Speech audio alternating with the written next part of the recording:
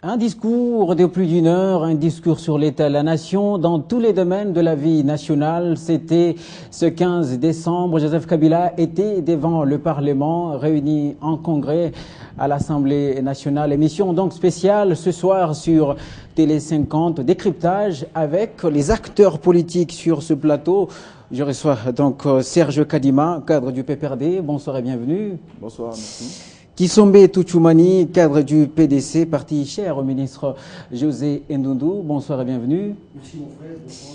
Willy Mbenza, vous êtes analyste politique indépendant. Bonsoir et bienvenue. Merci pour l'invitation. Et puis Sa Majesté Mfumu Difima, secrétaire général des autorités coutumières. Bonsoir et bienvenue. Bonsoir. Avant d'entrer dans le vif, nous allons suivre ce reportage qui fait un peu le résumé de ces discours et on se retrouve pour la suite.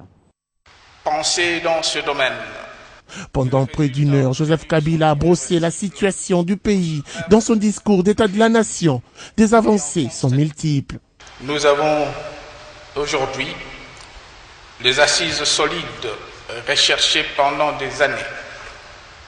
Le défi et l'urgence du moment consistent de l'ordre à engager résolument l'État et le secteur privé dans un programme ambitieux d'investissement productif, créateur de richesses et d'emplois.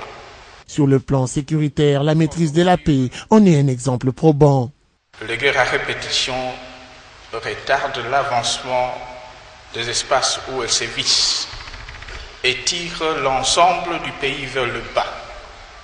Rien, mais alors rien ne sera épargné pour y mettre définitivement fin et pour en neutraliser les instigateurs, quel que soit leur rang social ou obédience politique. Ordre a donc été donné aux forces armées de la République démocratique du Congo de poursuivre le travail de restauration de la paix jusqu'à l'éradication de toutes les forces négatives nationales et étrangères. Au sujet de l'organisation des élections, le chef de l'État rassure que tout sera fait comme le prévoit le calendrier électoral. Toutes les élections prévues par les lois de la République seront donc organisées conformément aux dispositions qui seront prises par l'institution compétente pour ce faire, à savoir la CENI. Il s'insurge également contre toute manipulation de la population. Le message était précis à ce sujet. Je voudrais donc dire au premier comme au second que le peuple congolais n'est pas n'importe quel peuple.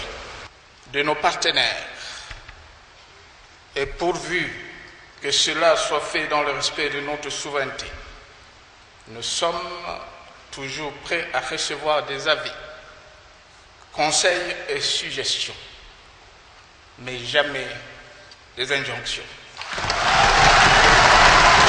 Plus loin, Joseph Kabila revient sur le gouvernement de cohésion nationale à qui il donne une ligne de conduite. Je tiens à rappeler que les missions principales de ce gouvernement sont les suivantes. Tout d'abord, consolider la paix, rendre effective l'autorité de l'État sur l'ensemble du territoire national, appliquer les recommandations de concertation nationale, mettre en œuvre le processus de décentralisation, appuyer l'organisation des élections, améliorer les conditions sociales de population et poursuivre la reconstruction du pays. D'autres secteurs ont été également évoqués avec un accent particulier sur les avancées. Pour le chef de l'État, Joseph Kabila Kabange, beaucoup est fait, mais il reste encore à faire. Cesse de progresser.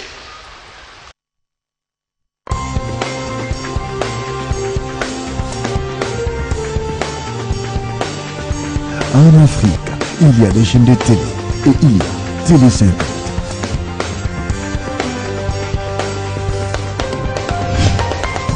Télé Télé 50, la première chaîne d'information en Afrique centrale.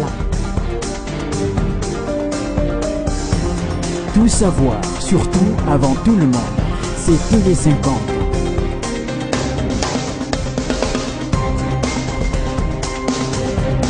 Soyez curieux, soyez exigeants. Et donnez à vos yeux ce qui est bon pour votre tête.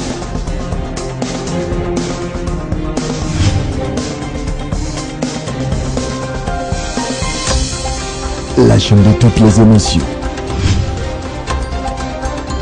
Télé 50, simplement congolais. Nous venons donc de suivre un résumé de ce discours du chef de l'État, très attendu après toute l'agitation de la classe politique ces derniers mois. Je viens d'ailleurs de recevoir sur ce plateau Norbert Yamba, acteur de la société civile qui vient donc se joindre à nous. Pour commencer, je commence avec vous, Mfumu Difima. Vous étiez au Palais du Peuple, vous aviez suivi attentivement ce discours du chef de l'État. Est-ce que vous êtes satisfait? Bien sûr que oui. D'abord du fait qu'il a rappelé que la mission du gouvernement était celle d'appliquer les recommandations de concertation nationale. Tant sur le plan sécuritaire, économique ou social, tout était brossé dans ce que nous avions appelé les résolutions de concertation nationale. Et je me rappelle que dans son discours de clôture de concertation nationale, il avait bien dit que ces recommandations seront appliquées par le gouvernement de cohésion nationale. Et par contre, en ce qui concerne plutôt l'autorité coutumière, il faut dire que nous avions toujours revendiqué qu'on puisse recadrer l'application de la réforme foncière. Vous avez l'impression d'être oublié ou... De la loi, non, c'est pas qu'on a l'impression. L'autorité coutumière a non seulement été oubliée, mais elle a été clochardisée, réduite à sa plus simple valeur. Et quand aujourd'hui j'entends le chef de l'État rappeler, et c'est ce qui m'interpelle, notre satisfaction vient de là. Nous disons que c'est une interpellation quand le chef de l'État dit « le peuple congolais n'est pas n'importe quel peuple ». Et même, il va jusqu'à montrer l'origine de ces peuples. Quand il prend comme référence, par exemple, Kimpavita, est-ce que les gens savent ce qu'a fait Kimpavita? Quelle a été la résistance de Kimpavita pour la protection de nos valeurs, pour la protection de nos cultures? Est-ce que le peuple congolais d'aujourd'hui est encore celui-là qui s'est ressaisi encore dans sa culture? Alors Serge Kadima, vous étiez, j'espère, dans votre tasse de thé à l'Assemblée nationale. Oui, j'étais à l'Assemblée nationale. J'ai suivi avec beaucoup d'attention la communication du président de la République. Le président de la République, dans sa communication, il a rencontré ma préoccupation et la préoccupation de l'ensemble des Congolais parce que la majorité, l'opposition ainsi que la société civile attendaient que le président se prononce sur des questions profondes de la nation. Il a fait un état de la nation, il a fait les tours de l'horizon, il a parlé sur le plan économique, il a dit que la stabilité n'était pas l'objectif. Certes, il y a eu des efforts pour consolider et stabiliser le cadrage macroéconomique, mais maintenant, le président de la République, suite à ce qui a été décidé par la commission ECOFIN, des concertateurs, c'est-à-dire les filles et les fils de ces pays s'étaient retrouvés aux concertations dans différentes commissions. Ils avaient proposé un programme que moi je considère comme un programme des Congolais, conçu par les Congolais, parce que c'était les forces vives qui les représentaient aux concertations nationales. Il a dit que ces gouvernements de cohésion nationale doivent fournir des efforts pour que la stabilité macroéconomique nous apporte la croissance. Et la croissance pourra financer certains secteurs qui pourra créer des emplois. Et lorsqu'on crée des emplois, le président de la République a dit que la création des emplois a des conséquences sur les revenus, c'est-à-dire qu'il y aura augmentation des revenus. Et c'est ce que cherche le peuple congolais, c'est-à-dire l'amélioration du social. Pour ce qui concerne les élections, j'ai suivi les déclarations de compatriotes de l'opposition. Le président les a rassurés. Nous sommes un pays indépendant et il y a un organe indépendant chargé d'organiser les élections, c'est la CENI. Et le président a rappelé les caractères indépendants de la CENI. Et par rapport à nos partenaires, le président de la République a dit que nous acceptons les conseils et les avis, mais pas des instructions. Ce qui n'est pas faux parce que le président de la République a dit, que nous sommes un peuple jaloux de nos valeurs.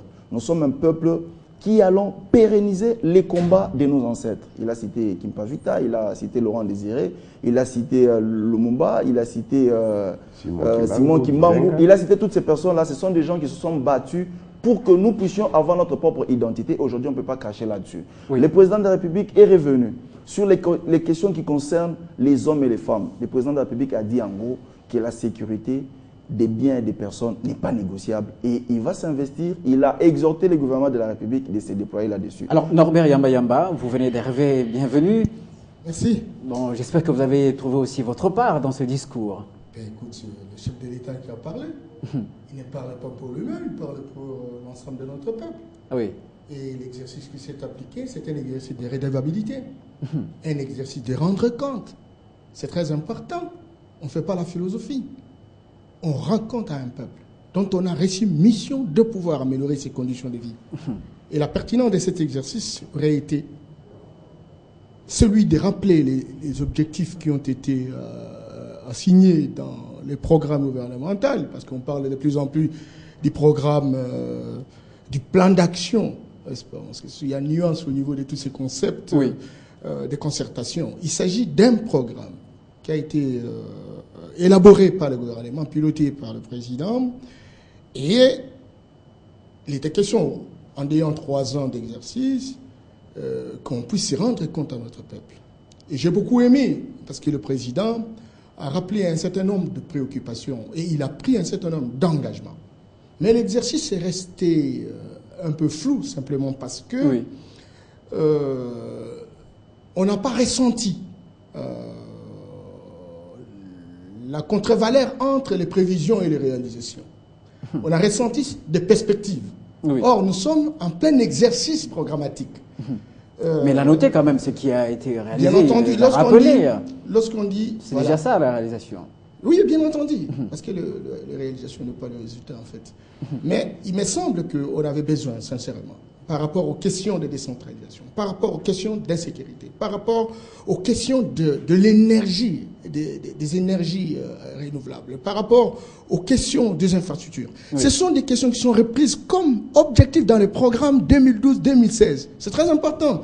Et donc l'exercice serait véritablement pertinent lorsqu'on se dit, ben voilà, donc en 2016, voilà ce que nous avons retenu comme objectif, voilà là où est-ce que nous en sommes, voilà ce qui reste à faire, voilà les stratégies pour que véritablement nous puissions atteindre ces objectifs. Mais sans cet exercice, il y a manqué. Mais bon, on est allé véritablement au niveau des perspectives. Je salue le chef de l'État parce qu'il est revenu plusieurs fois sur la décentralisation, qui est une approche de restructuration géographique de la République, qui véritablement a fait des fois cause d'une volonté politique insuffisante. Alors, et donc, il n'y a pas que ça. Il me semble des questions comme l'énergie, la question comme l'infrastructure, le secteur agricole.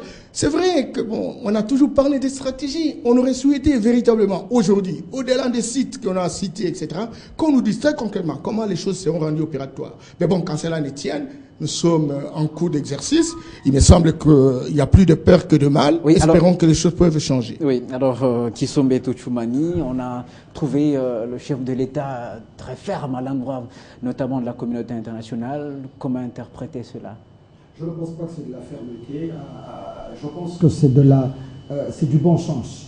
Et je crois qu'au-delà de penser que nous étions un peuple où chacun pouvait venir se comporter comme il voulait, il a dit que sa main restait tendue et que nous accepterons suggestions et conseils, mais que nous sommes à même de pouvoir diriger notre pays. Et je crois que c'est ce que tout un peuple souhaite. Et nous avons entendu ça du président de la République. Je pense que moi, les quelques points clés, notamment en dehors de ce qu'ont cité mes confrères ici ce soir, c'est le point de la parité homme-femme. Le président de la République nous a rappelé que nous avons une société majoritairement féminine et que nous devons, nous les hommes, essayer de promouvoir, de faciliter aux femmes. C'est très important. Vous savez, lorsque vous avez été élevé par une mère, vous connaissez les compétences, il faudrait que les citoyens congolais, dans les partis politiques, dans les regroupements, nous faisions de la place à la femme. Le président de la République a brossé la situation. Vous constaterez aujourd'hui que nous sommes en pleine révolution de la modernité. Malheureusement, nous avons besoin de ce système de transfert de technologie. Vous savez, nous avons les Chinois, mais bien sûr, bien entendu, qui sont les bienvenus, les Chinois, les Japonais, mais demain, dans ces pays, enfin, aujourd'hui dans ces pays-là, les Congolais n'y sont pas. Il y a de moins en moins d'étrangers dans chaque pays où le relève doit se prendre. Nous avons un problème de ouvriers qualifiés. Je crois que le président de la République a parlé pour que la révolution soit effective.